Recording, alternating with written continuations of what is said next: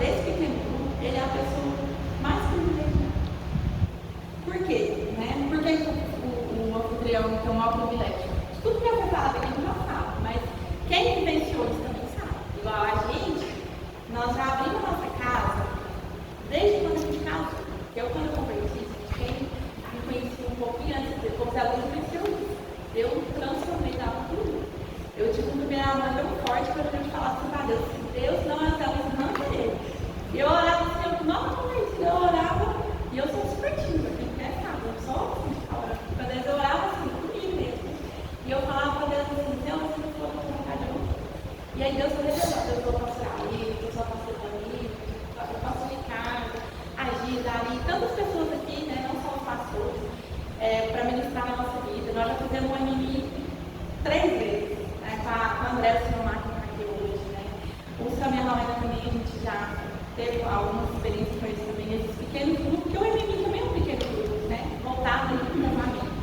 Então, Deus tem despertado isso em nós, da gente abrir a nossa casa.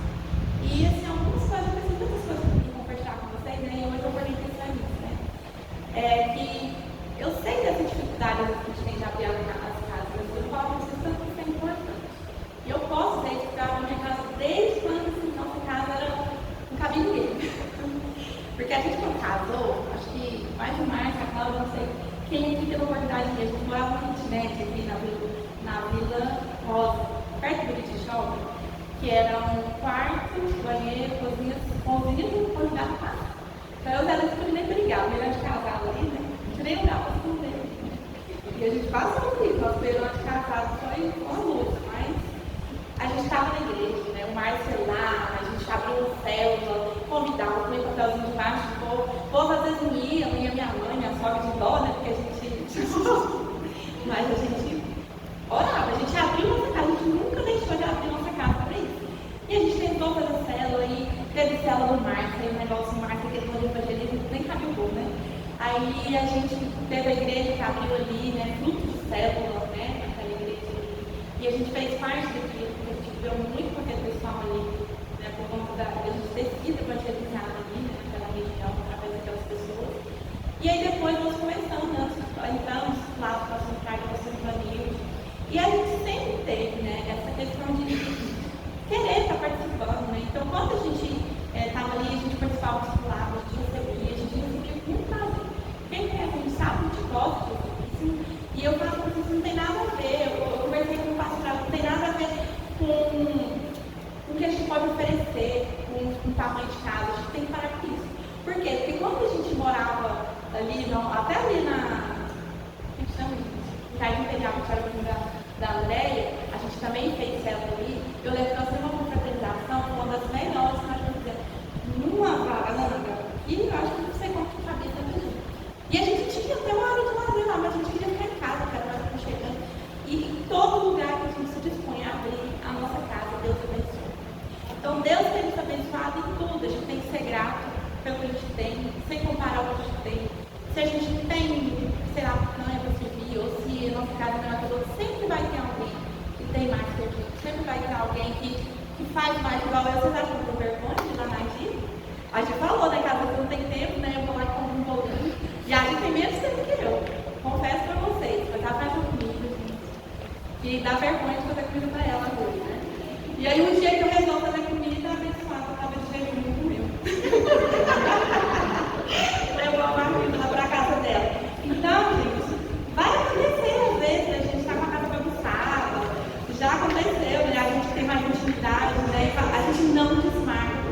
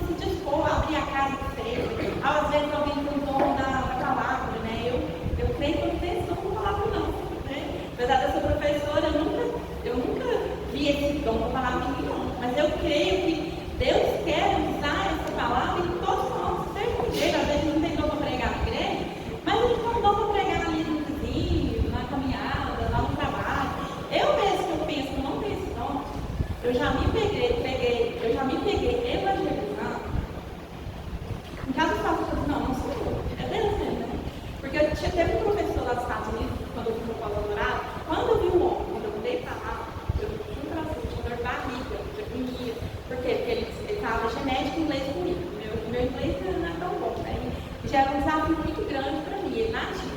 Então, assim, eu queria ter qualquer um, menos ele na minha frente. Eu cheguei lá assim. E aí Deus foi me dando sabedoria ali para fazer o pós-doutorado, Deus foi me dando paz, né? Porque Deus tinha um projeto na nossa vida.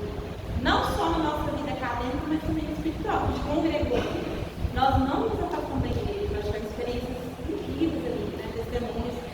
E eu posso dizer para vocês que ali também nós vivenciamos esse pequeno grupo, nessa igreja que nós comemos. Ela já compartilhou isso. E graças a isso, acho que isso nos fez igreja onde quer que a gente esteja. Porque a gente estava ali no momento, às vezes Deus já deu um lugar, um outro, e o seu Luiz foi muito sábio. Foi sincero, porque ele mudou os Estados Unidos primeiro. E eu pensei, às vezes aquela pessoa pode falar assim, não vou tirar férias da igreja. Né? Não estou no meu país, estou outra língua, né? Não vou com igreja nenhuma. Ele fez questão de achar uma igreja. Visitou várias até, deixa eu pegar na hora aqui, né? Visitou várias até ele sentir qual que era boa. E quando eu fui lá visitar, ele nem estava na ainda. Eu fui nessa igreja que a gente congregou e eu senti, o negócio era tudo em inglês, né? Eu nem estava entendendo direito. Eu falei assim, eu senti que aqui foi lá que a gente ficou o tempo todo. E lá tinha parecia muito a nossa igreja, acho que foi por isso que ele gostou, né? Apesar de americano, a gente fala que é bem frio, mas lá tinha muito, parecia com a nossa igreja, os louvores, né? E essa questão do pequeno grupo, a gente quis fazer parte, a gente tem que querer fazer parte. Porque eu vejo muita gente, né? Eu falo que eu tenho gente que fala comigo, né? Às vezes da nossa família, às vezes a gente fica da igreja. Gosta de um lugar que se sente excluído, que ninguém chama, a gente tem que querer, a gente tem que se dispor. Então, assim, eu já me senti, às vezes, aqui no mês, que eu não tinha amizade na igreja, né? Que a gente não fazia parte, e aí quando ele fez um aniversário lá em casa, aí eu falava, meu Deus, na casa do irmão. E ele foi, convidou os pastor tudo, convidou a Iracema de Val, né? E eu lembro muitos de vocês. Foi a primeira vez na nossa casa, nesse aniversário mesmo, a primeira vez que a gente foi no aniversário. E aí começou a estreitar os laços, né? Então essa questão de ir na casa do outro, essa comunhão que o mês, que o pequeno grupo traz, ela é fundamental para a nossa vida na igreja. Porque se a gente não se sente parte, a gente não fica. E se não dá, não adianta. A gente tem que mudar esse comportamento nosso. A gente tem que se dispor. E não é só querer ir na casa do outro, querer pôr o outro. A gente também tem que abrir a nossa casa. A gente também tem que fazer a nossa parte. Às vezes, seja como abrir a casa, às vezes é uma oração, que a gente tem dois orar, a gente tem dois de oração. Cada um tem um dom. Ninguém vai ser todo mundo o mesmo dom. Né? Tem gente que não vai ter dom para pastor, não vai ter dom para pastoreio, porque Deus fala na Bíblia que Ele distribuiu dons. Nós somos templos por cada um com uma função. Então, assim, vai ter gente que vai ter dom de Deus, alguns, né? Outros vai ter dom de fé, outros vai ter dom de profecia, outro de revelação, mas vai ter falando com um dom do amor. Olha que benção, né? E eu já senti isso, porque eu já pensei assim, Deus, qual é o meu dom? Quais são os meus dons? Aí a gente se pega, será que eu tenho algum dom, né? E Deus já me falou, já me mostrou várias formas que já é um dom que vem de Deus, não é meu. É que é um amor, ela briga comigo às vezes, né? Deus está dizendo bem, é de Deus. Ele fala que eu falo a todo mundo que eu amo, todo mundo não tem cuidado. Mas eu amo mesmo, eu amo a pessoa que eu conheço. Né? Eu gasto tempo ali para responder uma pessoa no grupo da WhatsApp que eu nunca vou ver, porque sei lá, eu vejo a dor do outro. Às vezes eu até fico com vergonha, porque eu choro fácil. Eu choro muito fácil. Às vezes tem situações que eu fico com medo da pessoa achar que eu estou envolvida, né? Porque às vezes alguém vem aqui e converte, ou sei lá, um apelo. Eu quase sempre eu fico com vontade de chorar. Porque mesmo com essa pessoa, aquilo me impacta. Né? Então, assim, eu fico grave. Então, assim, eu tenho isso. Eu acho que isso é de Deus. Eu sinto as pessoas. Eu não tenho dom de revelação, não tenho dom de profecia, nada disso eu tenho, mas eu realmente sinto, às vezes, a dor do outro. Né? Eu sinto, assim, a alegria do outro. E eu gosto disso. Eu gosto disso. Isso me faz bem. E eu creio que todos que estão tinham um pouco disso. A gente não pode ser egoísta, né? A gente está bem, tudo bem, né? Então, assim, eu tenho isso comigo. Eu falo que é um pouquinho egoísta. Ele é bem caro, eu faço o meu bem, não pode ser assim. A gente também tem que, né, se preocupar com o outro. Não que ele se preocupa, mas é querendo mais na dele. Eu me envolvo muito fácil. Eu me envolvo com os alunos, eu não servi para estudante. De jeito nenhum. Não tem profissão que eu não poderia ser. Porque eu me envolvo. Às vezes eu dou de psicólogo ali, eu prego nos alunos, nem pode, hoje em dia nem pode, né? Mas o aluno é aberto, às vezes eu falo, nem se de uma forma direta, né? Então, para não me perder aqui, né? Por que eu estou falando isso? Da gente abrir a nossa vida, a nossa casa. Eu não sou uma pessoa de abrir qualquer um, não. Mas que vocês, que às vezes vocês falam que eu falo muito, eu tenho muita dificuldade, mas no pastoreio a gente tem muito tempo de passar. Eu não abro minha vida, meus problemas sexos para qualquer um, não. Mas assim, a gente precisa abrir. A gente precisa nem que seja escolher para quem a gente vai abrir. No pequeno grupo é muito mais fácil a gente ter essa, porque Deus age quando a gente abre a nossa vida, a nossa casa e abençoa a gente, né? Porque senão a gente acaba. Deixa eu passar aqui, não vai acabar aqui. Achei que ia ser pouco tempo, né? Não vai não. Bom, então vocês já entenderam o privilégio do anfitrião. Então o anfitrião, quando ele abre a sua casa, né, o pastor no material dele, ele distingue que tem dois contextos ali. Tem um contexto profético e tem um contexto prático. O que seria esse contexto profético? O profético é isso que eu quis dizer. É que Deus abençoa mesmo. Igual o Obed-Edom, né, que tanto já foi ministrado aqui hoje. Ele recebeu a arca e Deus abençoou a casa dele. Porque ele abriu, porque ele foi anfitrião ali por mês, né, com a arca ali na sua casa.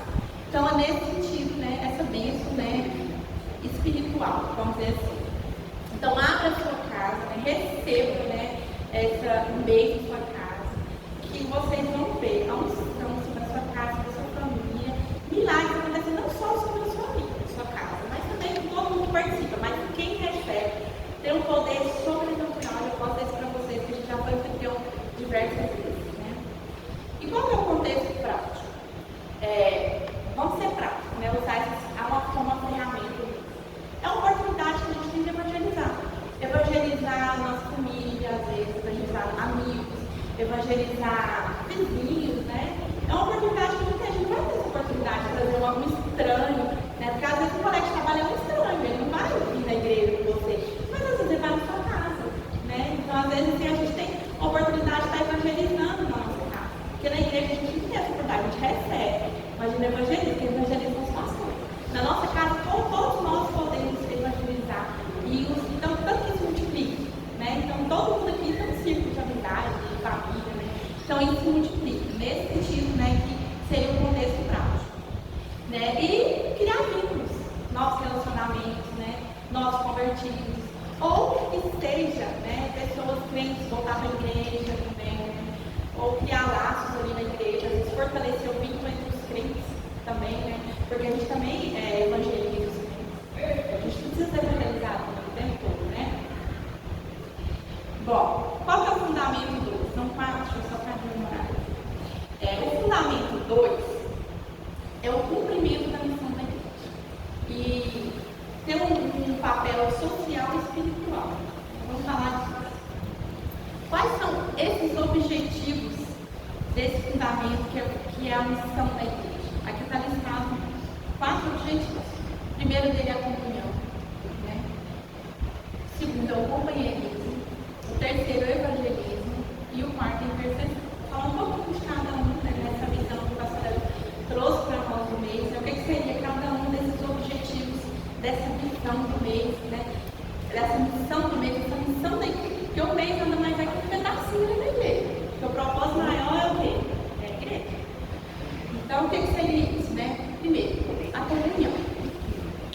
Então, o pequeno grupo, né, o mês, ele tem esse papel, todos eles têm essa importância. E se um faltar, gente, o negócio que vocês vão ver fora, o negócio começa a sentir que está faltando alguma coisa, começa a falhar. Tem que ter tudo. Né? E é isso que a gente está sentindo falta. A gente está tendo perfeição, a gente está tendo comunhão, a gente está tendo companheirismo. Está faltando deles, que é evangelismo, porque está só crente no nosso meio. Está faltando gente nova ali no nosso meio, né?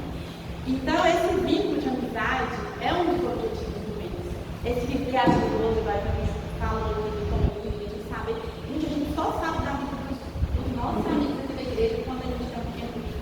Eu falo para assim, todo mundo aqui que eu sei o que faz da vida, o que está passando, foi por causa disso. Acabou nossas reuniões, a gente começa a afastar, aí você não sabe mais o que está acontecendo, né? E isso é verdade. Eu vou mostrar um monte de foto para vocês, são muitos, não vou passar rapidinho, né? Só para vocês verem algumas coisas, né, do nosso grupo. Então aqui, ó, a gente teve um outro mês, que a gente teve um núcleo, assim, tinha gente de fora às vezes, mas era muito eu, Carolina, a Débora, o Edson, o Neto, a Joyce, o Sibério, o Pedro, né? E aí isso juntou nós. E aí isso a gente começou a trazer outras pessoas, né? Os pais do Neto vieram, começaram a congregar aqui com a gente nessa época, né? E aí tinha mês que era na nossa casa, outra era na Débora, outra era na Sibéria, e outra era na casa dos pais do Neto. E eles chamavam pessoas que a gente não conhecia, às vezes, tanto que com esse nome que eu não lembro mais, que vai aparecer alguns. Às vezes, na família do Neto nativo, né, de outros lugares, a gente já teve algumas coisas assim, né? Só que você ficava nesse número nosso, e uns iam, outros vinham, né? Teve um que eu acho que a gente fez na casa do André, eu acho que vai aparecer aqui. Então, é que vocês vão ver, né? Às vezes, assim, um mais a família do Neto, né? A Débora aqui, tá aqui, a Débora tá ali, os filhos, né? Então, tinha que chamar gente, outro dia chamando gente, mas o nosso fez funcionar. E no tempo que ele funcionou, foi uma bênção, foi a época que a gente fizia muita amizade, a gente estreitou nossos laços, a gente fazia muita coisa junto, não era só um mês, vocês vão ver. Então, a gente tinha nossas confraternizações, aqui foi, acho que na outra casa nossa, lá no quiosque, né? A gente saía para almoçar, né? Dias que não tinha nada a ver com eles, né? Aqui a gente estava numa feirinha, nem lembro onde era. Acho que era na verdade, tá? Não lembro mais onde era. Aqui foi nossa última confraternização do nosso mês atual, nosso Natal das Novas mês passado, né? E eu pude conhecer os pais daí. Não conhecia os pais daí. E a gente ficou ali 3 dias, né? E eu achei eles uma bênção. Então, nosso Natal das Novas, pra gente, né? Comemorar esse mês nosso, que já tem muitos anos, e é uma bênção. Então, a gente tem essa questão da comunhão, esse compartilhar, esse viver a vida do outro, até pra gente orar pelo outro, a gente tem que saber o que o outro está passando, né? O segundo, que é o companheirismo. A levar além de amizade. Esse companheirismo, eu pensar, né? Companheirismo, comunhão é parecido, não é? Esse companheirismo quer dizer o quê? Vai além da amizade. É a gente, assim, ajuda muito, ajudar um ao outro, estar junto ali nas horas difíceis, né? Aqui, por exemplo, né? Nós fazemos pamonha, na casa, quando a gente estava muito unida aí nesse meio, que nós trabalhamos, então, assim, era companheirismo, tem que ser muito companheiro para chegar aqui na igreja. E a gente fazia isso com muita frequência, a gente fez pamonha várias vezes. E a gente era para arrecadar dinheiro para fazer evento de fim de ano, a virada do ano, a gente foi pro SEAD. Eu lembro um pouco orando lá no SEAD, eu engravidar. Então, assim, a gente já organizou jantar de namorados. Então, quando a gente tem isso até acende essa chama, essa vontade de trabalhar. Então, muita coisa é fruto esse mês nosso Senhor. Então, muitos eventos da igreja que a gente participou, essa união nossa, esse companheirismo veio desse mês. Né? A gente não está inimigo, a gente não é amigo. Mas quando o mês acabou, a gente acabou essa convivência gostosa, né? E acabou com muito trabalho que a gente fazia e não faz mais. Porque o bem, né, por um motivo ou outro, foi diminuindo. Aqui os outros. Daí o tamanho nosso era bom, né? O neto é bom fazer tamanho. Olha os homens emagrecendo, olha que pensa. Companheirismo, né? E o Zé Luiz e o neto era um cantor de piscina. Tem uma camiseta que ele não usa mais. Não serve nele. Ele viu essas fotos e falou, gente, parece que não serve. Então, assim, o meio até isso, cara. Isso foi a pior coisa que eu fiz na minha vida. Eu aceitei um convite desse. Eu falei, Senhor, minha vida está tão boa. O que eu estou fazendo nessa subida? Não tem caminho. Pior que eu vou ter que voltar. Eu nunca mais andei. O Zé Luiz uma vez foi pra Bela Vista, de bicicleta dele, né? Aí. Foi. E aí eu tive que buscar. Eu acho que eu busquei mais, não vou mais, não. Não tentou voltar, não, mas foi. Mas foi bom, foi porque ele ficou bem magro, né? Ele corria, às vezes, ele caminhava.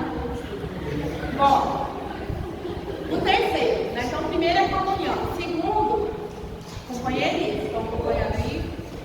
O terceiro, evangelismo. Esse que eu acho que é o que está faltando no nosso meio, né, gente? Mas não é culpa nossa, não. A gente está orando, é porque está faltando um avivamento. O povo não vai. A gente convida, o povo não vai. Porque a gente está precisando, assim. É isso aqui, agora vocês vão ver, agora vai acontecer. Depois desse seminário aqui, ele vai multiplicar, né? Se vocês quiserem, inclusive, fazer parte nosso, nós vamos mudar um pouco o alinhamento dele para direcionar a captação pastoral, mas nosso meio vai continuar. E nós estamos pensando em fazer 2 meses agora, porque o nosso é de 15 em 15. De 15 em 15 a gente faz o nosso, quem quiser estar com nós, né? Porque tem as amizades que o povo gosta mais, né? E depois nós vamos fazer um também, colocar com a nossa família. Deus vai vamos ver como vai ser isso, né? Então, o evangelismo, que é o terceiro objetivo aqui dessa visão, né, da igreja, né, do mês, que é conquistar almas, né? Porque uma hora nós vamos mais tarde, mas a obra de Deus não pode parar. Então, para uma família crescer,